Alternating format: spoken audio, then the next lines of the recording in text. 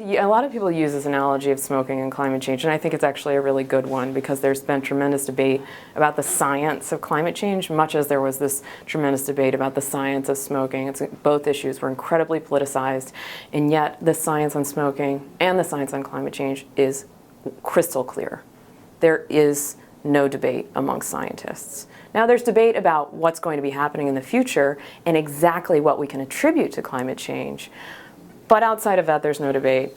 So using an individual story or an individual experience to tell a piece of that science, I think helps break it down into little chunks that maybe are a little bit more digestible than this huge body of literature, this huge body of science that would otherwise be very difficult to grasp.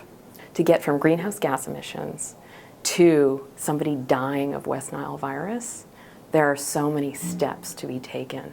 Which was not true with smoking. You put a cigarette in your mouth, you end up with lung cancer.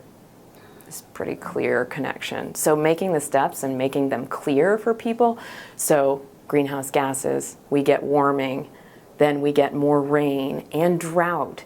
The combination of rain and drought leads to the proliferation of mosquitoes, which then leads to the proliferation of West Nile virus across our nation, which then leads to people getting it, us not knowing how to treat it because we've never seen it before, because it's one of many new illnesses being introduced by climate change, and then somebody dies. I mean, that story to me is really interesting, but it's a long chain of events that you have to follow in order to get to the outcome. So it's in a way, it's more challenging than smoking was.